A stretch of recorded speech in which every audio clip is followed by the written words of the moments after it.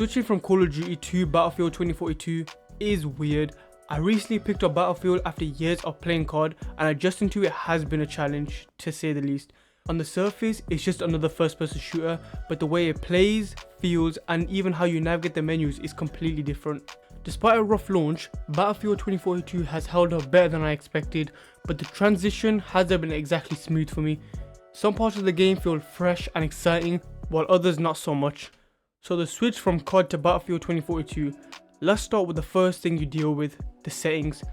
The moment I opened the options menu, I felt like I had to read an instruction manual on how to change just my sensitivity. Nothing is what you'd expect it to be. It's clunky, unorganized, and some of the settings feel buried under random tabs. And here's the thing, I still can't figure out how to change my horizontal sensitivity. Most FPS games keep it simple. You have a vertical sensitivity and a horizontal slider, but in Battlefield 2042, for whatever reason, they decided to make it way more confusing. Even after digging through guides and forums, it's still not clear. And the menu lag, oh my, I thought FIFA had bad menus. It's just a mood killer. I'm playing on a PS5 where the game is supposed to run smoothly at 60 FPS, but navigating the menus feels sluggish. Sure, tweaking some settings did improve my in-game performance, but why do the menus still feel like they're running on dial-up internet? It's not really unplayable, but for a modern shooter, you'd expect the basics. Like, this game came out in 2021, I think.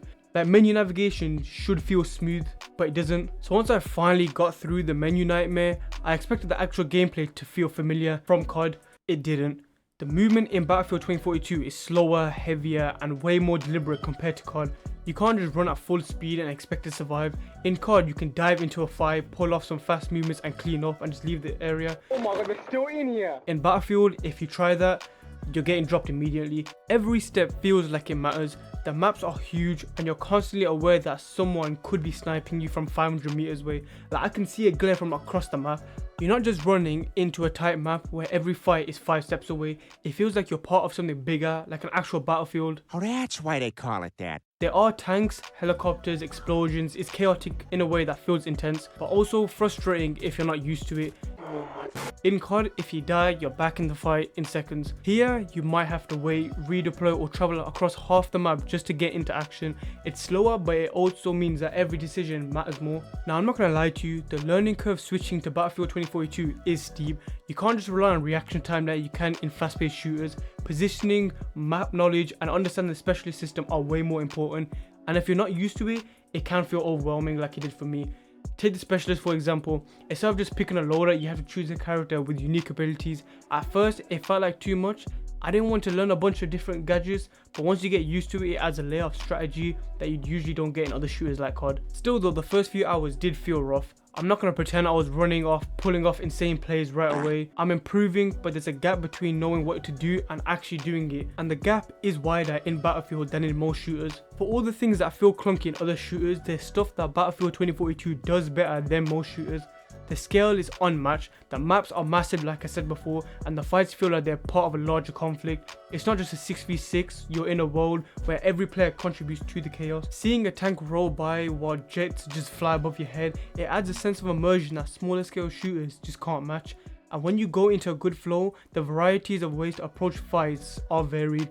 Want to snipe from a distance? Just do it. Want to repair vehicles and play support? That's a whole different playstyle. The game rewards teamwork in a way that feels satisfying when everything clicks. But then again, there are some players that just don't revive you when, you know, you're right next to them. Like, I'm right there. That said, there is still some frustrating stuff that sticks out. The hit detection can feel off sometimes. There are moments where I swear I just hit my shots, but the game just disagrees.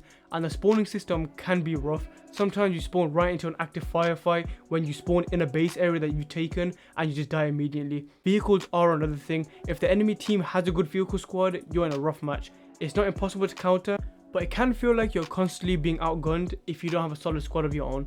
But no one wanted to play with me. So after spending some time with Battlefield 2042, is it worth switching? Honestly, it depends. If you're looking for a faster, more arcade-style experience, you might find Battlefield frustrating. The slower pace and larger maps demand patience and a different mindset. But if you're tired of small, repetitive maps and want something that feels bigger, more tactical, and genuinely chaotic in general, Battlefield 2042 can deliver that in some other ways that shooters can't. It's not perfect, the menus still annoy me to this day, the learning curve is steep, and there are moments where the game feels unpolished, but when it works, it's unmatched to other shooters. So at the end of the day, the switch from COD to Battlefield 2042 or Battlefield itself is tough. I do want to play the other games, but there is potential here. It's not as instantly satisfying, I am still trying to get used to it, but when you settle into the rhythm, it offers a different kind of intensity that's hard to find elsewhere.